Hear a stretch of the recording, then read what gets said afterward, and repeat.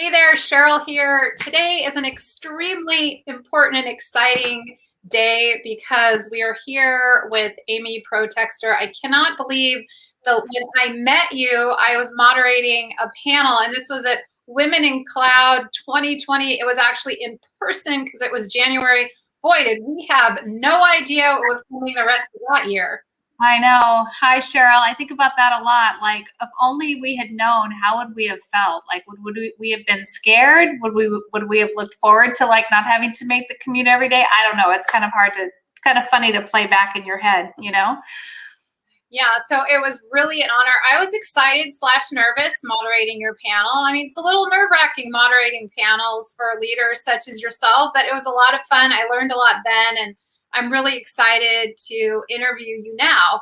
So before we jump in and hear some of your gems of wisdom that you're going to share as the Senior VP at Insight, Marketing at Insight, can you share with us a little bit about maybe as a younger person or, as a child or growing up or what have you, was there anything that inspired you to greatness or something that maybe was really difficult and you kind of emerged better because of it?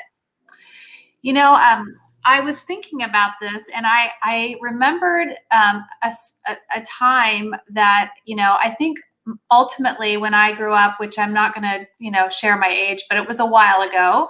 My dad, before there was Take Your Daughter to Work Day, my dad, who was the head of the water department for the city of Kansas City, Missouri, took me to work, and he had set up a couple of meetings for me during the day. I probably was a young teen, 12 or 13. And I remember sitting across the desk from the city manager of, a rather large metropolitan city and being able to ask questions about what this person did. I think back on that, and I think the message that I got at that point was that I could do anything I wanted to do, which was kind of unique and different for someone at my age at that, at that time of our history. And I think, when I think about something that has been inspiring to me or that kind of helped me get off to that, early boost, I think that had a lot to do with it. I just never thought there was anything not open for me to do or try. And a lot of that was just formed by my dad's willingness to sort of open the world to me. And as the oldest of three girls, we used to give my dad a hard time because even the dog was a girl. The poor guy was just completely but he made it work, and he really inspired, I think, all of us to become, what we wanted to become with no limits. Yeah, and I want to take a pause on that for a second and just really highlight that he had a Bring Your Daughter to Work Day before that was a thing. So we can take that going forward, and maybe as we go back into work, or maybe we voice an idea, or maybe we're an emerging leader and maybe we ask to sit in on a high-level meeting, or just to be really bold in what we do for ourselves and also what we're exposing our kids to, because it might just mean that someday our kids will be sitting in a senior VP role of marketing or some other amazing position or accomplishment because of something that maybe even seemed simple to us at the time, but was really important. So that's really fun to hear. Yeah. Very happy that I had that experience. Yeah, so that's awesome. And so moving along, on your position at Insight, and your sense, can you share with us a little bit, where you started and how you ended up there? Were there any twists and turns and bumps along the road? And if so, how did you overcome those? Yeah, interestingly enough, I'm almost a little afraid to tell this story because of the imposter syndrome that so many of us feel. But I honestly can say I've never taken a marketing class.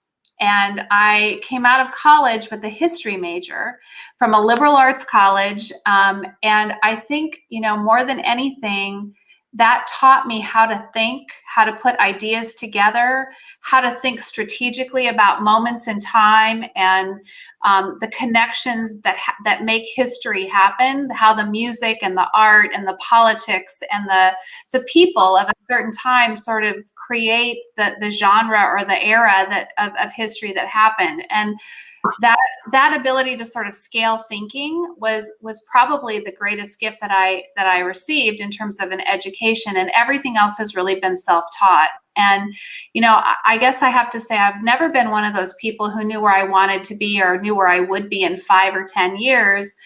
My career has been pretty organic, and I've always just sort of looked for the next opportunity to contribute, to learn something new, to take on a little bit more, to explore a new area of opportunity. And I'm a big believer in growth mindset, in that sometimes giving people who don't know anything about something the opportunity to try it actually sort of exponentially unlocks growth in a person. And that's kind of how my career has gone, is I just kept taking one step after another, some of them steps to the side, some of them steps back, many of them steps forward.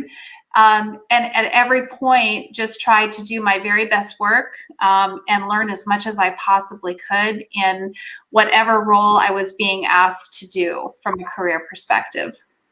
So I'm really glad that you brought that up, and just to take a couple perspectives on that. So it seems like the message that you're sharing for maybe emerging leaders, or maybe even established leaders who are looking to pivot, and that you might not have the perfect education, you might not have the perfect experience or background, but if there's something that you're passionate about, don't hesitate to try.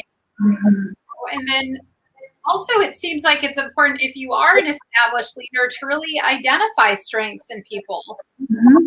Go after them. And even if they might be in one role, to really pull them out and say, hey, I noticed that this one skill within this role you're amazing at. Have you thought about doing this?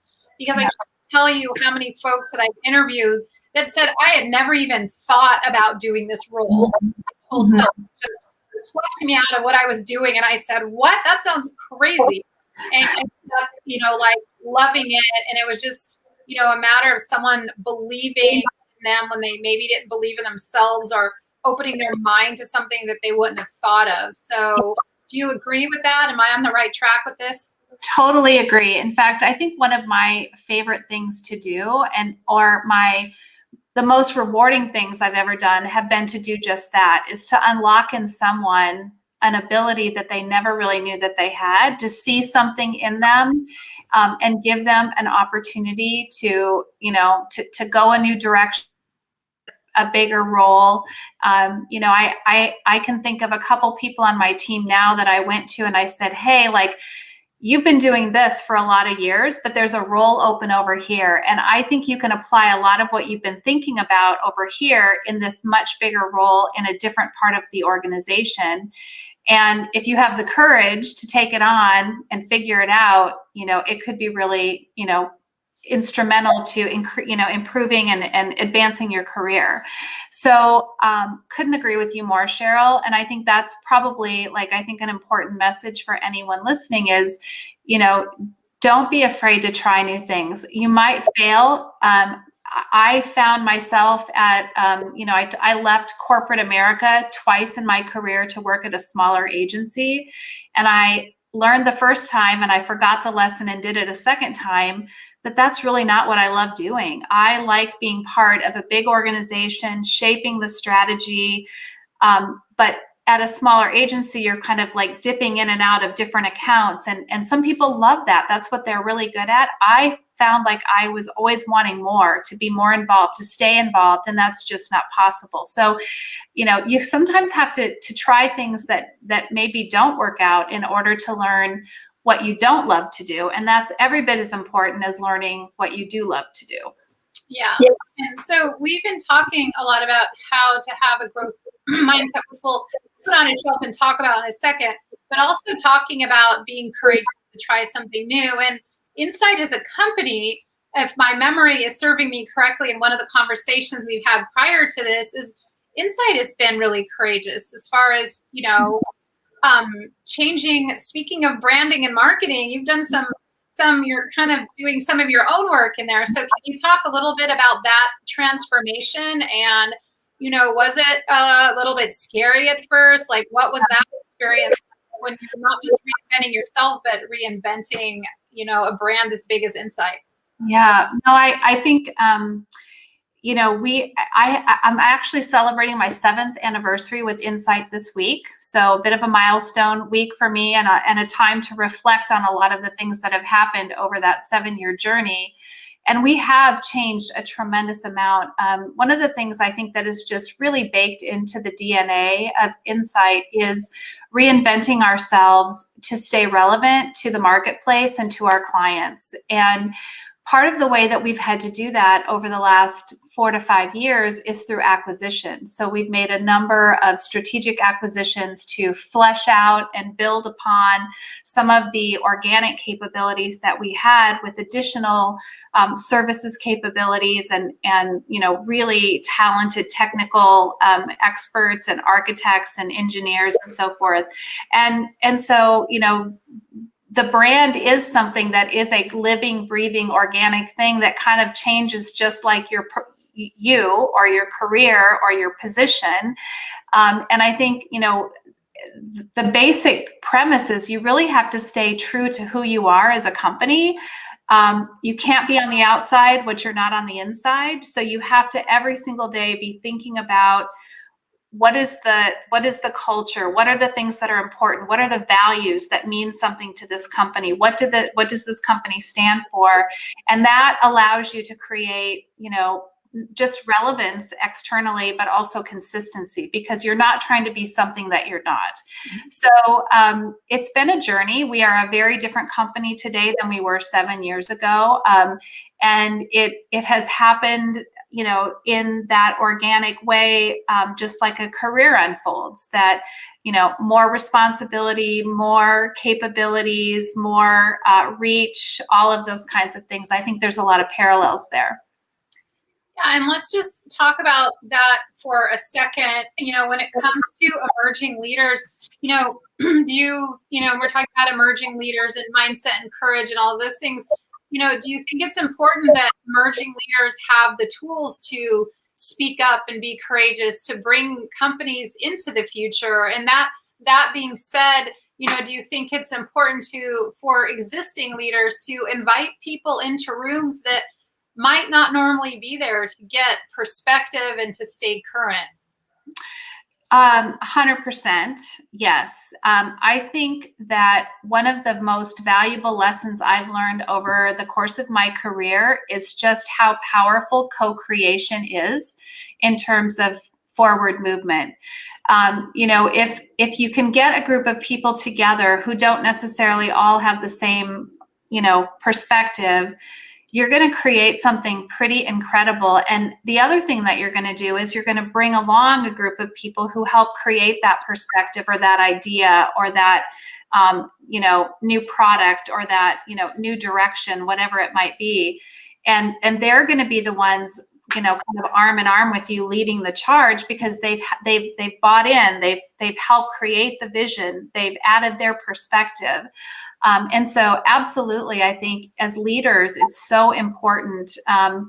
It's so important to invite different perspectives. And I would say as emerging leaders, I think the most important thing you can do is find your voice and be willing to speak up with your ideas and be willing to bring sometimes even difficult feedback to the table for other leaders to hear. And I think you'll know whether you're working for a good leader or not, whether or not that feedback is received and sort of processed, or if it's shut down and ignored. So I think definitely feel like leaders have to listen, and others need to contribute for sure. Yeah, it seems like, and I really want to honor you for bringing up that perspective, but kind of walking the walk, so to speak, and making sure that is in fact happening at Insight. And so, you mentioned a growth mindset, and I'm not sure if you were referring to Carol Dweck's, research over the last couple decades, but that is, can we take a moment to think about that and talk to your importance about that as far as, what a growth mindset means. And a lot of people have heard of the book Mindset and they've heard of Carol Dweck, but they might not be totally familiar with what it actually means to have a growth mindset, and so can you speak a little bit to the importance of, that if we have a failure, it's not permanent and enduring. In other words, that we can learn and grow from it. If we've had a job or position where we weren't successful, it doesn't mean that we are unsuccessful people. It means that that role was an opportunity for growth and that specific role didn't grow up. So can you share a little bit about what a growth mindset means to you and why it's been important on your ascent in your career? Sure. Yeah, to me, the growth mindset is that you, maybe just hearkening back to the first story I told, it's like there's no boundaries. You have the ability to go figure things out and continue to learn and grow. And that setbacks, I think it really becomes a matter of perspective and how you think about it. I have learned probably more from my failures than I have from my successes. And sometimes what you learn from a failure is what not to do, or how not to do it, or how not to be as a leader. I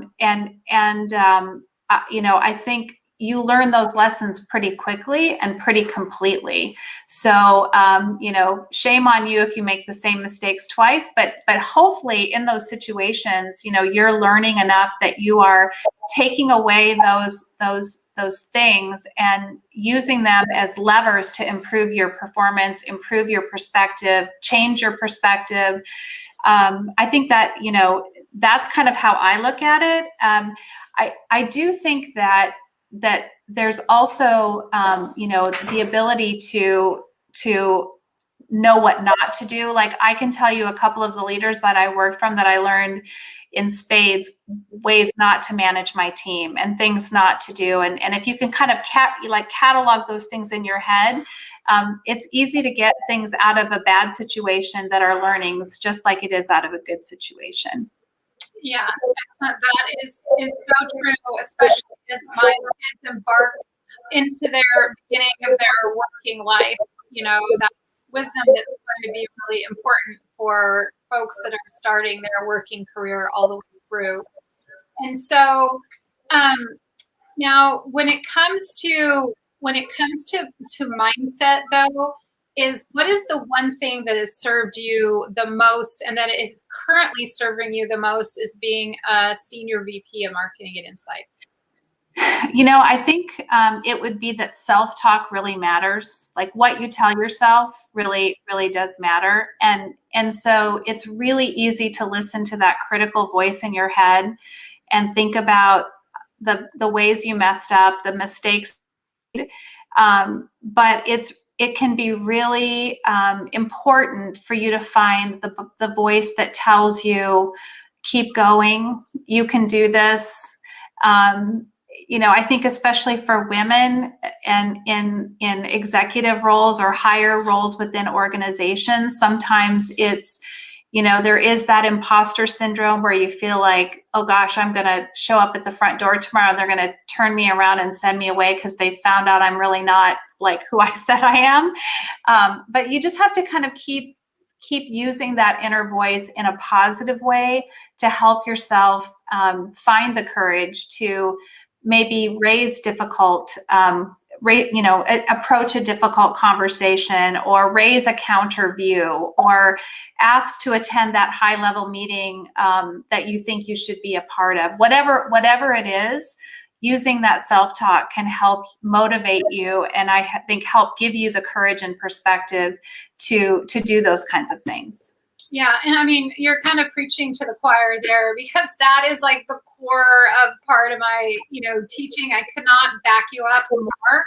And one thing that has really arisen out of, I'd say, the work of Daniel Pink, who wrote the book To Sell is Human, has done a little great work in that area, is just, affirmations are amazing. So if you are talking about positive statements, but one thing that he brings up that are even better than affirmations are what are called interrogative questions. So if you're thinking about a meeting, you know, instead of saying, I am capable of contributing, I deserve to be there, just say, am I capable of contributing to this meeting? Because, or I am good enough. Am I good enough? You know, because what happens, we tend to defend ourselves. To say, I do deserve, you know, I do deserve to be there. I do have ideas that are worth sharing. I do. So, so these interrogative questions can help people do exactly that, what you're saying. And just a little bit more on self-talk, you know, it's the voice that we hear most often. It's the voice that we trust the most because we've heard it the longest. So whether you think you're using self-talk or not, you are, because every time we have a thought, you know, we're thinking. And so I couldn't agree with you more that it is so important that those thoughts are positive and encouraging, because if they're not and they're critical, and then we believe that voice. So thank you for bringing that up. It's so, so important. But the good news is there's tools. There's tools to shift that. So for everyone listening, you know, if you were to summarize and have a call to action and really give some, you know, based on the last, I don't want to date yourself or myself either, so I'm not going to say how long, but based on your experience, because I have a feeling we're around the same age, so I am not bringing that up. But based on your experience, or is there a gem of wisdom or something that you can share and say, you know, starting right now, I'd really encourage you to do this, or, you know, this is most important. So what is that call to action in summary that you can offer to everyone? You know, I think part of it is the self-talk, but the other piece I would say is choose optimism, you know, choose the glasses half full perspective. I think that attitude and perspective, it is so much a part of how you show up every day. I think it plays into the confidence that you can show when you're in a conversation or in a meeting or in a room with people more senior than you. I think if you can, you know, bring that kind of energy, that positive energy, that like a can-do sort of attitude, that kind of goes with the self-talk of how you can tell yourself to be valuable, to bring valuable perspectives to the table, valuable skills to the table. And I guess that would be my biggest gem of wisdom, is just all wrapped up in that self-talk, perspective, optimism, you know, way of thinking, I guess. Yeah, so maybe after you listen to this, create an interrogative question of your own and saying, do I bring value? You know, am I capable of speaking up and having an impact in this interaction that you're coming up? Or am I courageous enough to ask to be a part of this meeting? And so, Amy, thank you so much for your time and wisdom. I look forward to continuing to watch your journey and all of your success and insight. And I look forward to following you in the future.